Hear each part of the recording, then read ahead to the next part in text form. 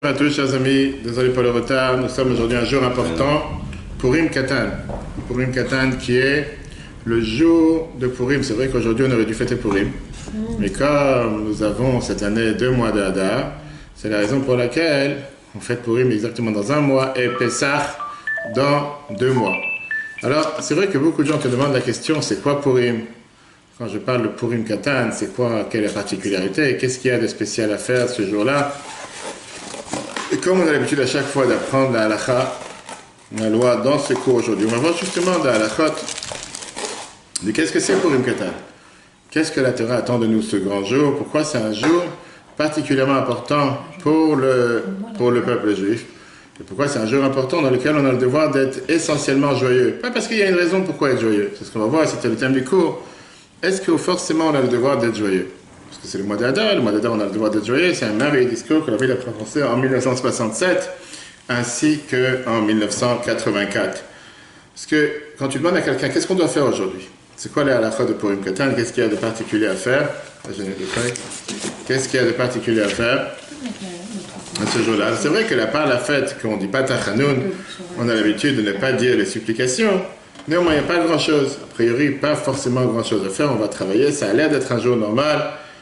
Alors pourquoi le devoir de se réjouir, pourquoi le devoir d'être particulièrement heureux ce jour-là? Parce qu'on va apprendre ce qui est écrit dans le Shulchan Aruch, Code de loi juive, dans le Rechaim. C'est très bien que dans le Shulchan Aruch, il y a plusieurs volumes, il y a plusieurs parties. La partie de Rechaim, c'est la partie dans laquelle on a l'habitude le comportement de tous les jours. Voilà ce que le Shulchan Aruch nous dit dans le Siman 697.1, lit le premier paragraphe. Le 14 et 15 Adar Rishon, on ne fait pas Tachanoun, on ne dit pas les supplications.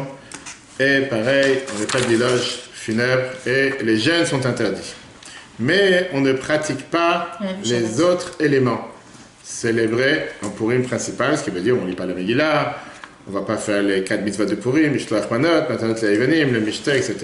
Certains disent que même l'oraison funèbre et les jeûnes sont autorisés. Vient le Ramo, qui est pour les Ashkenaz, le Moshe Yisrael, et il te dit que la coutume est comme le premier avis.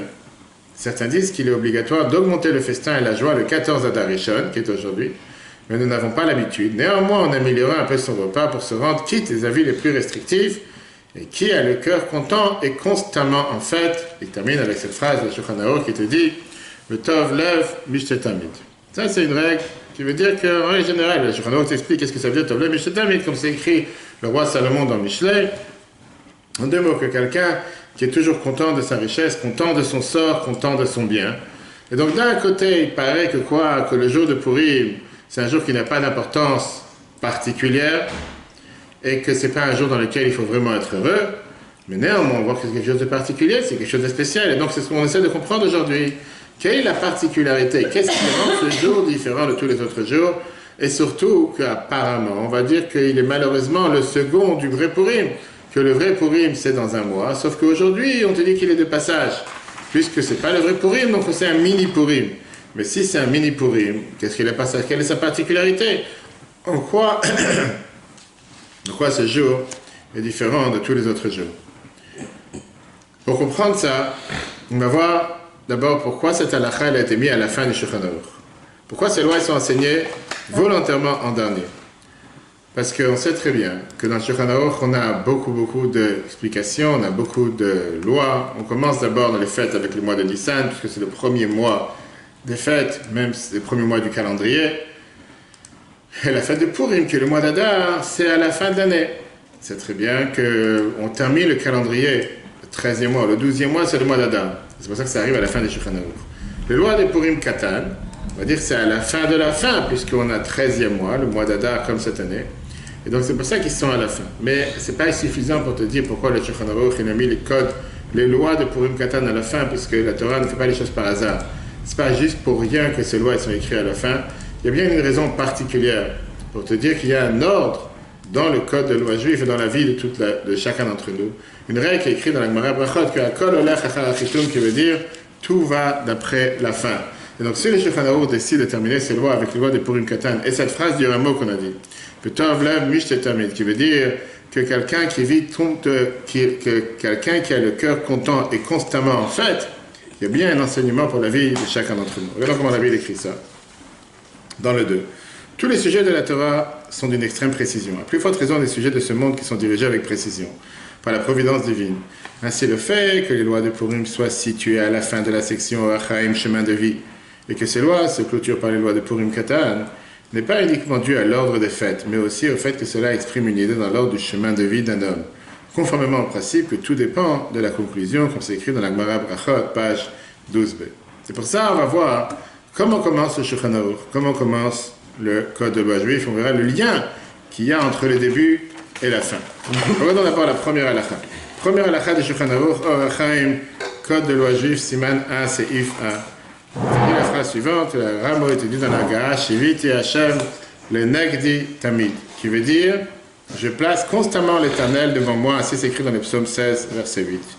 Il te dit, c'est un grand principe de la Torah, les qualités des justes qui marchent devant l'Éternel. Ainsi, lorsque l'homme prendra à cœur le fait que le grand roi Dieu qui emplit tout l'univers se tient et l'observe, il sera tout de suite empli de crainte et de soumission, de peur et de honte devant Dieu, perpétuellement. Ça, c'est le mot Tamid. Vient le commentateur, et il t'explique pourquoi la fin du Shulchan Aruch d'après le Ramo est la même que le début. À chaque fois vient le mot Tamid, qui veut dire quotidien. L'idée, elle est qu'il te rappelle le devoir d'avoir la crainte de Dieu et la joie dans le service de Dieu, quotidiennement, constamment, dans toutes les manières, dans toutes les façons possibles. Ces deux éléments doivent être constants et perpétuels. Dans chaque service divin opéré par les Juifs, il faut ressentir chez lui de la crainte et de la soumission, ainsi que de la joie, comme c'est écrit dans le psaume numéro 2, chapitre verset 11, et psaume 100, verset 2. Alors, la question qui est demandée maintenant, quand on sait comment commence le Shulchan Aruch, comment elle termine, voilà, on va comprendre pourquoi le Shulchan Aruch, le code de la justice, se termine avec la loi qui te dit l'importance d'être heureux, l'importance d'être joyeux. On sait que chaque fête, elle a un impact sur le service de Dieu, et chacune vient enseigner quelque chose de particulier. Il y a un temps particulier pour chaque fête, et de ça, on tire un enseignement pour la vie quotidienne. Par exemple, Pesach, on te dit c'est Zman Cheruteinu, le temps de notre liberté. Qu'est-ce que veut dire le temps de notre liberté? Apprendre la liberté pour la vie de tous les jours. Shavuot, on apprend la force d'apprendre la Torah tous les jours. Et pareil, n'importe quelle fête. Quand je te demande qu'est-ce que t'enseignes la fête de Purim, qu'est-ce qu'il y a de particulier de Purim, d'où tu prends la joie, la réalité, c'est qu'on a déjà vu une fête qui nous parle de la joie. On sait très bien ce que le Shulchan Aruch Rambam te dit dans la loi de Lulav, qu'il y a une fête parmi les 3 fêtes de la Torah qui était particulièrement joyeuse. Et ça, c'est la fête de Sukkot. Tel point que la Torah t'appelle cette fête Zman Simchateinu. Regarde ce qui est écrit dans Rambam, loi de Lulav, chapitre 8, vers Halakha 12. Bien qu'il y ait un commandement de se réjouir durant toutes les fêtes, Ma'adim le Simcha, pendant la fête de Sukkot, il y avait une joie supplémentaire au temple. La joie qu'un homme doit éprouver en faisant une mitzvah et en aimant Dieu qui l'a ordonné requiert un effort considérable de la part de l'homme. Et ça, c'est quelque chose de particulier que Rambam te dit. C'est pas un bouton que tu appuies, tu deviens joyeux. Non. C'est un avodah gdolaï, c'est-à-dire, c'est un travail sur soi. Un travail sur soi, de faire les mitzvot de manière joyeuse. Il y a beaucoup de juifs, malheureusement, qui font les mitzvot et tu ne vois pas sur eux qui sont joyeux. Ils les font parce qu'il faut les faire, il n'y a pas le choix. Encore une fois Shabbat, encore une fois Tishrei, encore une fois Pessah, encore une fois Purim. Non, il faut faire le rituel, je fais le rituel. Mais est-ce que tu es heureux dans ce que tu fais? Est-ce que tu es heureux dans ton service de Dieu? Pas forcément. Quand tu regardes la fête de Sukkot, oui, la fête de Sukkot, elle influence la joie dans toute l'année, particulièrement aujourd'hui. On te dit que la fête de Sukkot, puisqu'on est en exil, et on n'a pas la pitié, on n'a pas les dévoilements de Dieu qu'il y avait pendant le temple, la joie de Sukkot n'est pas suffisante pour avoir un impact sur notre service de Dieu de la vie de tous les jours. Et donc, on devrait recevoir, on va dire, une piqûre de rappel, un booster aujourd'hui, pour la vie de tous les jours, comment servir Dieu avec joie. Et ça, c'est la fête de Purim. Pourquoi la fête de Purim? Parce que la fête de Purim, ce sont des jours ordinaires, des jours simples, des jours normaux, des jours qui n'ont rien de spécial, apparemment, qui ont été transformés, qui sont devenus des jours joyeux, spécialement en exil. Et donc ces jours-là peuvent avoir une influence sur la vie de chacun d'entre nous, de pouvoir servir Dieu avec joie, même quand on est en exil, et même quand ce sont des jours profanes. Ben à ce moment-là, tu vas me dire, c'est très bien, si c'est comme ça, Purim tout court. Quel rapport avec Purim Katan? Purim Katan, il n'y a absolument rien de spécial. On vient de voir le Rambam qui te dit que Purim Katan n'a pas l'habitude de faire quoi que ce soit de particulier. Deuxièmement, comment tu peux me dire qu'apprendre des forces de pouvoir être joyeux toute l'année dans le service de Dieu, je vais apprendre justement d'une fête comme Purim, mais en plus Purim Katan, il n'y a rien de spécial, il ne s'est rien passé aujourd'hui. Alors regarde, tu vas me dire le jour de Purim, je peux comprendre, le décret il a été annulé, le peuple juif est resté en vie. On va lire dans la Megillah dans un mois, mais Purim Katan, que ce jour t'apprends comment servir Dieu avec joie, parce que c'est un simple jour, un jour profane, un jour sans importance. En quoi ce jour est tellement important pour te changer la manière comment tu sers Dieu. Regardons chiffre 4. L'importance de la joie de Purim et son impact sur toute l'année. Le Rabbi te dit, Durant l'exil en période d'obscurité, la très grande joie de Sukkot ayant lieu dans un mois, à portée globale, ne suffit pas pour exercer une influence ressentie toute l'année. Il faut donc une source d'énergie plus proche du profane. La joie des Purim, un jour classique transformé en jour de joie durant l'exil. Une telle joie peut produire une joie générale pour toute l'année, en toutes circonstances, même en exil et dans le profane. Et la question qu'on a demandé, comment est-ce possible? Et pour ça, revenons au début du Shulchan Aruch. Au début du Shulchan Aruch, on a vu comment le rabbin est écrit le devoir, Shiviti Hashem Nel Yitamid, d'avoir devant toi tout le temps cette crainte de Dieu. À la fin, il te dit comment Tov Lev Mishtetamid, que tu dois toujours être heureux, et tout celui qui est heureux, il vit pleinement, il vit constamment avec la joie. Pourquoi c'est le début et la fin? Pourquoi on ne te dit pas toute la journée, constamment, tout le temps, H24, tu dois être en train de danser de joie? Tu vas me dire, c'est pas facile, je suis d'accord. Mais pourquoi ça doit être le début et la fin? On voit ce que la Mishnah nous dit. La Mishnah Brachot, chapitre 2, à la Mishnah 2, qui te dit la phrase suivante, Tikabel alav ol malchut shamayim, tu as le devoir d'accepter sur toi le joug de la royauté de Dieu. Mais achakach yikabel ol mitzvot, tu dis d'abord, il faut accepter le joug de la royauté divine, puis ensuite accepter sur toi celui de mitzvot. Ça veut dire que la première des choses avant de faire une mitzvah, tu dois te rappeler qui t'a demandé de le faire. Pourquoi tu le fais? Pourquoi tu mets les tefillin aujourd'hui? Pourquoi tu pries? Pourquoi tu fais une bracha avant de manger? Pour qui? Pourquoi? C'est juste parce que c'est un rituel, c'est une cassette qui était rentrée dans la tête, a été éduquée comme ça depuis ta jeunesse.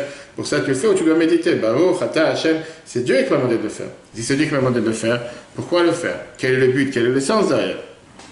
Une fois que tu as fini la mitzvah, tu as fini ta journée, maintenant tu arrives, le salaire, la récompense de ce que tu as fait. La joie du fait que Dieu m'a donné cette possibilité de s'attacher à lui, à travers cette mitzvah, d'être qui je suis, lui, de fêter les fêtes comme un juif, et pas comme quelqu'un des nations du monde, pas en critiquant les autres, pas en rabaissant les autres, mais le fait est que la manière comme nous faisons une mitzvah de n'importe quelle fête est différente des autres. Et c'est une des brachot, une des bénédictions qu'on dit tous les matins dans la prière, que Dieu nous a choisis parmi les nations. En quoi je suis heureux de ce choix? Est-ce que c'est pour moi plus un moment de tristesse, une corvée, une fatigue, un ennui, quel enfer, Shabbat on ne peut rien faire, les vacances je ne peux pas aller où j'ai envie, je ne peux pas manger où j'ai envie, j'aurais tellement voulu être quelqu'un d'autre, ou bien non, je remercie le bon Dieu qui m'a choisi de faire partie de son peuple, et que je fais partie de son peuple, avec toutes les spécificités de ce peuple, et avec tout ce code de loi, ou bien ce code de comportement, qui est différent des autres. Par définition, un sportif qui veut participer à telle ou telle compétition, il s'impose sur lui un différent mode de vie que s'impose quelqu'un qui n'est pas sportif. Exactement la même chose avec quelqu'un qui est juif. Regardons le 5. L'acceptation du joug de la royauté divine doit être réalisée avant de commencer le service divin effectif. Car dès lors, on ressentira plutôt l'acceptation du joug de mitzvot. De même, ce n'est qu'après la fin du service du chemin de vie que viendra le salaire des juifs. La joie d'avoir fait ce qu'il devait faire et de s'être approché ainsi de Dieu. Cependant, durant le service, la joie ne peut être parfaite du fait de la soumission. Au départ, tu ne peux pas être totalement joyeux, tu ne sais pas encore comment tu vas servir Dieu, parce que tu ne peux pas vouloir faire les choses comme Dieu te demande. Et ça, c'est toute la différence entre Maïmonide et le Shulchan Aruch. Rambam, il vient et te parle d'une simcha shel mitzvah, qui veut dire être joyeux par ça que tu fais une mitzvah. Alors oui, c'est connecté à une mitzvah particulière, comme la fête de Sukkot, comme les autres mitzvahs. Le Shulchan Aruch, à la fin, le Rambam, on a vu au départ, il ne te parle pas d'une mitzvah. Tu dis Tov Lev Mishtetamid, qui veut dire être joyeux pour être joyeux. Je suis joyeux, pourquoi? Parce que je suis juif, parce que Dieu m'a demandé de faire une mitzvah, et à travers cette mitzvah, je m'attache avec Dieu. Et ça, c'est la particularité de Purim Katan. Parce que Purim Katan, c'est la seule fête, de toutes les fêtes, qu'il n'y a aucune mitzvah particulière. Il n'y a pas une raison logique pourquoi être joyeux. Non, je suis joyeux purement. Pourquoi? Parce que je fais partie du peuple juif. Parce que Dieu m'a demandé de faire certaines choses. Et c'est pour ça que je suis joyeux. Pas parce qu'il y a un Mishteh, il y a la Megillah, il y a Mishlach Madat. Non, il n'y a pas que ça. C'est être joyeux pour être joyeux par excellence. Et ça, c'est un travail qui n'est pas facile à faire. C'est un travail sur soi de se dire, je fais ce que Dieu me demande et je suis énormément heureux de pouvoir le faire. Regarde le 6. Maïmonide traite de la joie d'une mitzvah qui découle de la joie supplémentaire de Sukkot, dans le cas de la mitzvah d'être joyeux durant les fêtes. Le Shulchan Aruch, par contre, le code de loi juive, traite du fait d'avoir le cœur constamment en fête, d'être joyeux en tant qu'objectif en soi, sur le fait d'être juif et d'être constamment attaché à Dieu. Cette joie s'exprime particulièrement pour une katan, dans laquelle il n'y a pas de mitzvah spécifique. Aucun autre concept divin n'y est mêlé. Il s'agit ici de la joie à l'état pur. Et ça, c'est la particularité de ce grand jour qui est aujourd'hui. Apprendre à être joyeux pour être joyeux. Là, tu me dis, c'est comme ça. Est-ce que c'est un devoir? C'est une obligation? C'est une loi? Il n'y a pas de mitzvah, il n'y a pas de raison pourquoi être joyeux. Pourquoi je devrais être joyeux? Est-ce que c'est une obligation d'être joyeux si je n'ai pas envie d'être joyeux? Si je préfère être mélancolique, je préfère être triste, je préfère être amer, une figure de Tisha B'Av, je suis obligé d'être joyeux, ou c'est écrit qu'il faut que je sois joyeux.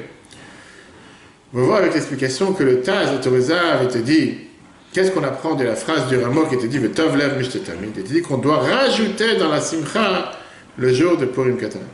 Qu'est-ce que ça veut dire? Parce que le Rameau, comme on l'a vu tout à l'heure, lui, il ne te dit pas qu'il faut rajouter. Il te dit qu'on n'a pas l'habitude de faire une chose pareille. Il te dit que c'est plus ou moins, ça ressemble à l'idée de Simchat Torah. C'est très bien que Simchat Torah, on a l'habitude de danser avec la Torah. Avec la faute, les danses avec la Torah, qu'on fait plus d'intérêt à Simchat Torah. Où c'est écrit ça dans la Torah? C'est pas écrit ça dans la Torah. Dans la Torah, il n'y a aucun devoir. C'est écrit nulle part dans la Torah qu'il faut être joyeux. Le jour de Simchat Torah, faites d'accord. C'est une coutume. C'est une coutume. Je te dis que Moshe, il a dansé à Simchat Torah. Il n'y a pas une loi dans la Torah qu'il faut danser avec la Torah. Et néanmoins, tu ne peux pas me dire que c'est un moment qui n'est pas de joie dans le peuple juif. On voit comment la majorité du peuple juif est joyeux Simchat Torah et se réjouit du fait qu'on a la Torah, avec la Torah fermée. Et la joie, parfois, elle est beaucoup plus grande que la joie qu'il y a quand il y a une mitzvah de la Torah. Pourtant, ce n'est pas une mitzvah de la Torah. Et la raison, elle est que plus la joie, elle est profonde, plus la joie, elle est réelle, moins j'ai besoin d'avoir une obligation. Je ne peux pas t'obliger à te réjouir le jour de ton mariage. Parce que quelqu'un est définitivement heureux.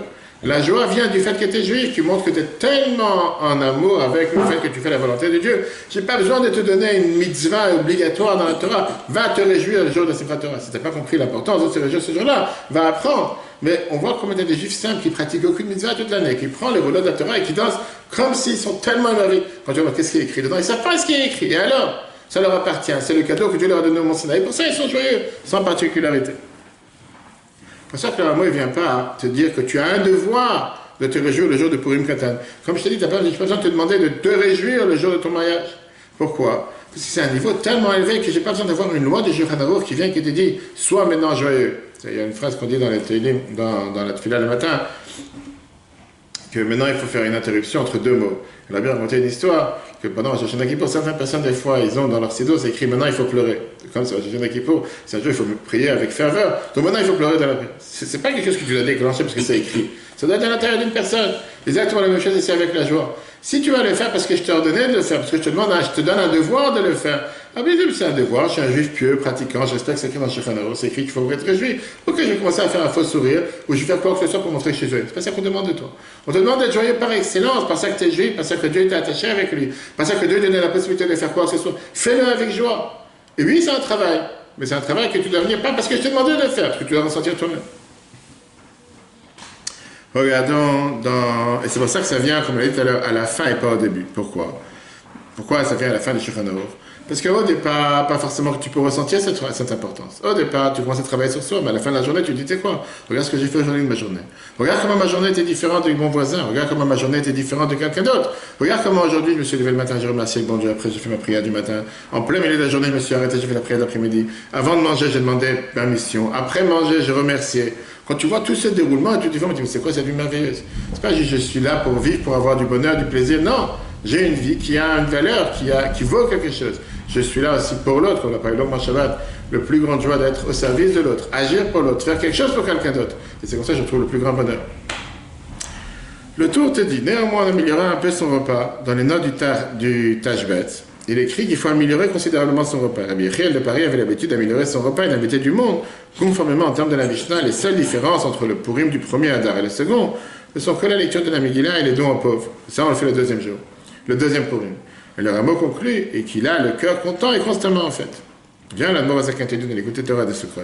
Nous voyons de la joie au cours de la Kafat de Shmini Atzeret et Simchat Torah, qui ne sont qu'une coutume, dépasse la joie des fêtes d'origine biblique. En effet, plus une joie est profonde, moins elle sera obligatoire. Elle provient alors du juif même, montrant son enthousiasme envers Dieu. Bien, le Rabbi te dit, le Rameau ne dit pas explicitement qu'il faut augmenter la joie, car il s'agit d'un niveau de joie tellement élevé au point qu'il n'y a pas d'obligation explicite dans le Shulchan Aruch, même pas le billet des coutumes citées dans le Rameau. Cette joie provient du peuple juif même par sa joie à l'état pur. Et c'est pour ça que cette joie, c'est aussi une joie qui est la préparation à la joie comme Mashiach va venir. Et comme on voit quand le Magen Avraham t'explique ça dans le Shulchan Aruch, à ce moment-là, c'est vrai que quand Mashiach va venir, on aura la vraie joie.